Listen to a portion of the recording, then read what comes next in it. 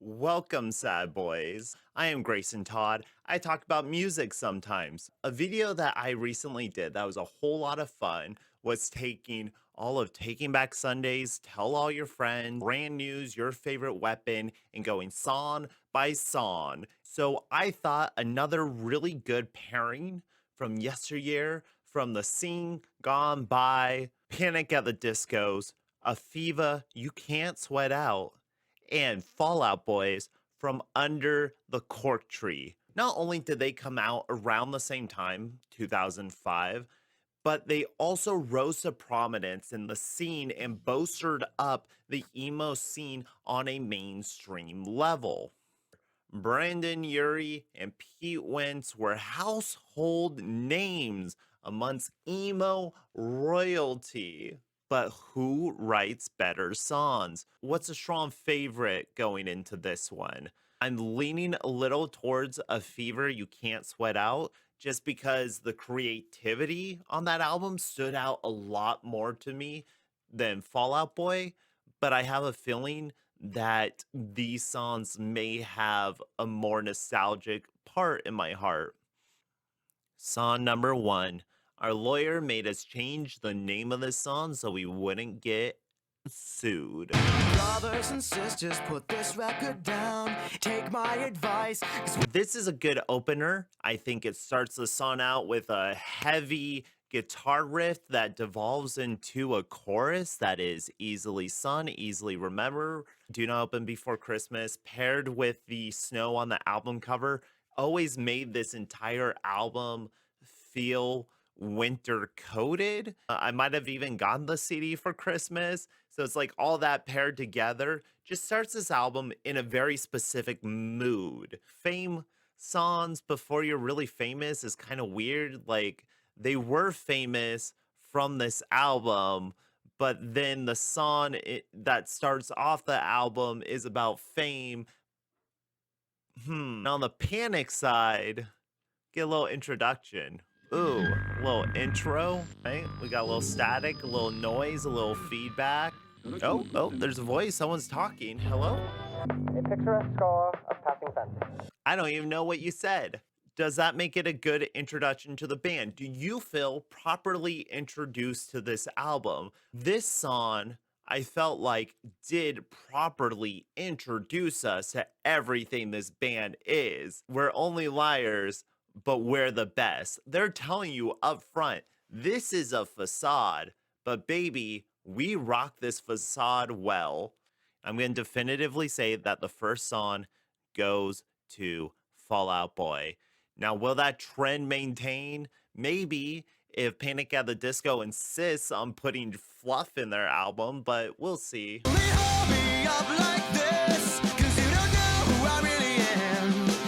16 years ago, this song really put me in a weird place.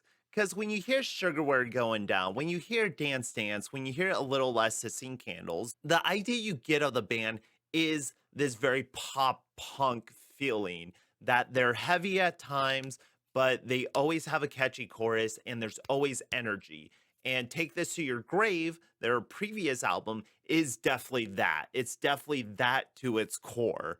Looking back at this album now, you can really see the pop influence that they were earning to grab, but they felt like either they had to earn it or they couldn't sell it. It was just easier to sell the sound to the kids, but then the music they were making prior was also very evocative of the scene. So are they a true band and members of the scene? Are they hardcore heroes or are they pop sellouts? And this is the paradox that has always been Fall Out Boy. But Panic at the Disco puts in their first big contender, with the only difference between martyrdom and suicide is the press coverage. Sit tight, I'm gonna need you to keep time. Come on, just snap, snap, snap your feet. Everything about this song still slaps with the veracity, with the energy that got me into the band in the first place. I'm gonna need you to be a part of the show, part of this experience. They're bringing you in and folding you into their arms and telling you, this is gonna be an experience, so you better sit down. The production on it I find really inspired for bands of this size in this era. A lot of bands, a lot of punkier garage bands were experimenting with digital sounds very poorly in like the crunkcore genre, very poorly over there. But then you had people like Panic at the Disco.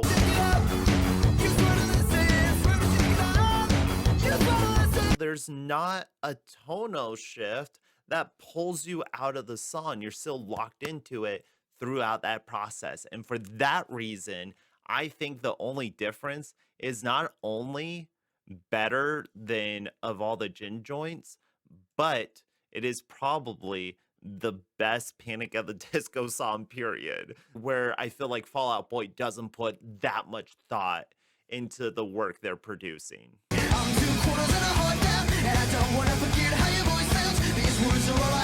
I will say I do like the punk energy behind it. The bass line is thick through that drums that's just pumping your heart rate up before we jump into the chorus. Patrick's voice feels like it's almost overproduced in parts, like it's over synthetic. But I think there's just enough in the song to pull you back in. Dance Dance, it's catchy, but then it verges on obnoxious by the time you get to the third or fourth time. There's a dance remix on a fucking Burnout game or Need for Speed. I want to say it was Burnout. And it's just like, it's so ingrained in my head. But if you listen to the song itself and try to push all that out of your mind, I think there's a reason it was overplayed, and there's a reason why it is such an easy, digestible song. What is Panic at the Disco bringing? Stop stalling, make a name for yourself, or you better put the pen and paper, tell me where you. So it's a little more all over the place. When we go into the digital parts, it really detracts. That almost kills the momentum before they jump back into it, the Time to Meet the Press line. Do I go with a subpar Panic at the Disco song with a really fun chorus, or do I go with the iconic Fall Out Boy song that may have been overplayed? Even though I don't personally find Dance Dance the bestest song in the world or my favorite Fall Out Boy song, I think it is important to include it since it is such a reason that the band was able to achieve the level of success that they did. A pattern is emerging. Will Panic at the Disco be our fourth song on the playlist? It's going against Sugar, We're Going Down. This is going to be a tough one to beat. Am I more than you bargained for yet? If you want to talk about hitting me in my dumb little cookie dough brain to soak up all that gooey goodness that once gave me so much comfort, this is the song that is the band. It's extremely simplistic, very easy to play, a 4-chord structure with a very easy lead. The song is in the key of open D, that drop D, which gives it just enough heaviness to make this a pop punk ultimate fucking classic. But how does it stand up to Nels for breakfast, Tax for snacks? Watch your mouth, because your speech is slurred enough. Finding myself enjoying the Panic at the Disco songs more in the sense that I want to sing to them. Where the Fall Out Boy songs, I feel like you can enjoy them, but you can also just kind of sit back and nod along to them. Though I will say Nels for Breakfast has the opposite problem that London had, where everything prior to the chorus is great, but the chorus itself brings it down and sort of kills that pacing. So while I enjoy Nels for Breakfast, I do think it would be disgusting of me if I did not put Sugar, We're Going Down. They're making this a tough race.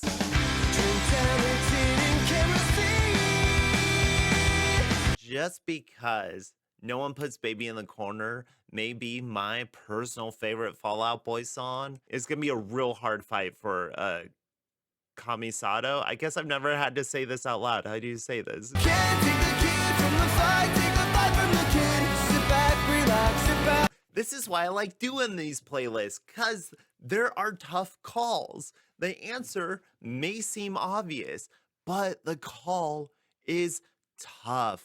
When we're talking about Panic at the Disco, we're talking about keeping the flow going. There's a lot of great ideas, a lot of great themes surrounding each song, but sometimes they have trouble putting it all together. I think I have to go Camisado, even though I don't even know if that's how you say it. Oh man, this is tough. I feel like I'm killing my children. I took a shot and didn't even come close. This is my least favorite song on this album. It's just dour and kind of moody for no reason. The acoustics should pick it up, but they don't, and it just feels almost country in a sense. It's going against probably the most energetic song on this entire album. Time to Dance. Have some composure, where is your posture? Oh no, no. Brandon's voice is kind of all over the place. He sounds very desperate in parts of it, just screaming out for any note. The Fall Out Boy song is dreary. I Got a Dark Alley is dreary. Let's put Time to Dance up. Time to Dance. Time to Dance. 2 and 2. This is anybody's playlist.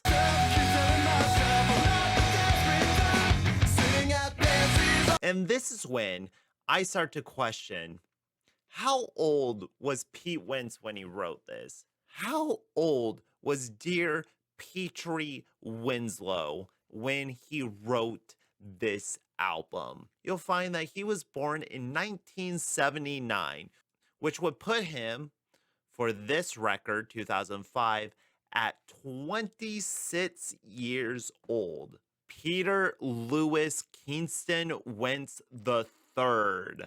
My fucking bad. 26 years old, writing a song called 7 Minutes in Heaven. I keep telling myself, I'm not the desperate one. You're 26 years old, sir. The entire music video for Dance Dance is them at a high school prom trying to score dates and going through relationship struggles with high schoolers. On the other side, we have, the one explicit. We have the one, everybody. If you're sensitive to harsh language, maybe cover your ears, because it's time for the one explicit song that Panic at the Disco can muster up. No, no, no, you know it will always just be me. Let's get I have to play this one real quick because I just love how he sings it. better kiss, better touch, a better Get out of there. Get out of my mouth. I don't want to curse. What a sexy song. Way too sexy for the crowd that Fall Out Boy is catering to. Whew. I like 7 Minutes in Heaven because it has a bounce to it, but it doesn't stick out past that, where this is lying. 3 Panic songs in a row. This is unprecedented, folks. This could not have been predicted. Can sophomore slump or comeback of the year come back for Fall Out Boy? Are we going up or just going down? It's just a matter of time. One of the better cuts on this album, one of the best Fall Out Boy cuts. Perhaps are we going up or just going down? And it happens to be going against an intermission. Fucking techno break. And the piano. There's a piano. Because I love the mood this sets and how it flows into, but it's better if you do. I'm going to choose this song over the intermission.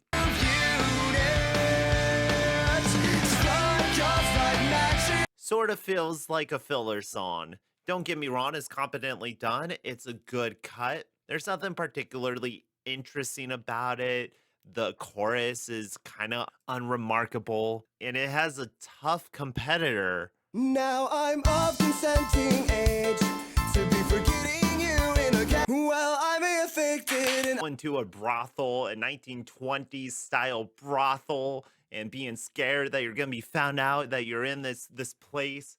But it's better if you do indeed. I'll take a fun jam with a clap part in it any day over a boring song.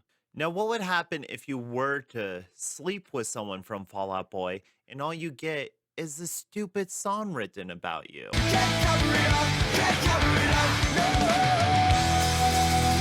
This song hits fucking hard and it's heavy, and you can tell they know it does because Pete has to do his screaming over it. Every album, there's one song where someone tells Pete that he's a good screamer. You should do it, buddy. You should scream on this track. Though it is going head to head with the pinnacle I Write Sins, Not Tragedies.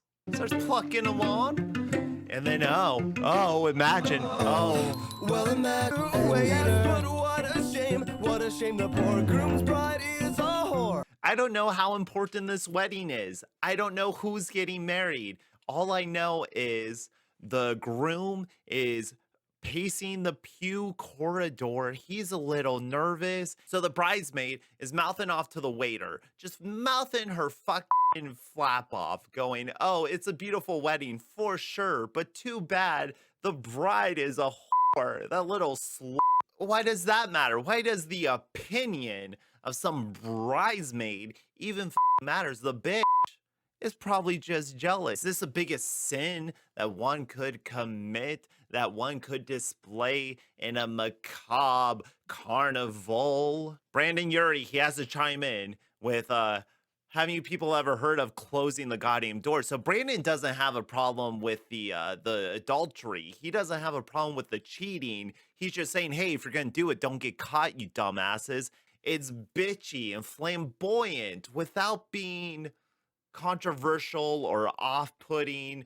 I don't think it's the best one on the CD, and I don't think it's their best song. I kind of like I Slept With Someone in Fall Out Boy more. If I gave Dance Dance a shot on the playlist, why wouldn't I also give I Write Sins that same extension?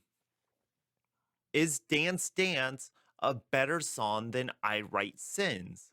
We're really panic heavy. Look how panic heavy we are. Gotta get a little Fall Out Boy on this playlist. Confess, I messed up, dropping, I'm sorry, like you're still around. I am noticing that in these heavier songs, the guitars sound a little muddy. It makes the production sound a little lower quality than it actually is. Strike up the band, whoa, the conductor is beckoning, come, congregation. I think A Little Less Sistine Candles is just a better song overall. Why Don't You Just Drop Dead, I think, is a really great punch before you kick into the chorus.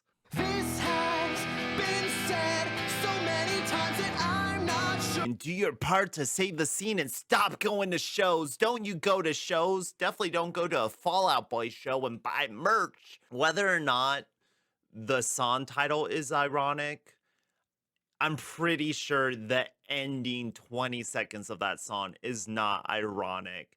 Until we all just get old and die. Now talking's just a waste of breath, and living's just a Once you start doing spoken word interludes over your pop punk emo record, you start to lose me a little. You start to push me back. You guys haven't earned Poetry Hour. I don't know if they're reciting something. Is it from something famous? Let's look that up. It does not look like it's from anything. Potentially, they stole it from someone, but I'm not at liberty to speak towards that. Next is a trip to the ladies' room in vain, and I bet you just can't. Delicious. This is the Panic at the Disco that I wish they were all the time. Tell me a story. Be ironic. Be sassy. I'm a diva. The piano work is just bouncing throughout the song. I can't deny that this song always makes me happy when it shows up on the album and is a top tier Panic at the Disco jam. We have 6 Fall Out Boy songs and 6 Panic at the Disco songs. We are dead even. Who will be the tipping point of the most songs, which I guess by default would make it the better album? Will the final slot go to Fall Out Boy's Etso or Panic at the Disco's Build God, Then We'll Talk? Two hands between legs, or whatever it takes to. This one, I feel, ups the maturity level a little bit in that the relationship seems more progressive of how adults would move from the drinks to the bars to the keys to your car to the hotel room. I love when Fall Out Boy just gets straight to the song. Patrick Stump has the ability to just create a flow in his voice, and I do believe he is the stronger singer than Brandon Urie. Though Brandon Urie attempts to do more interesting things in his vocal performance, Patrick Stump, I find, the more competent singer. I would say Brandon's probably a little better live than Patrick is, and on their current albums, I couldn't even tell you. Inside, what a wonderful caricature. And Brandon Urie comes out in this song nailing a falsetto. Does this absolute power jam of a song complete the experience better than Etso?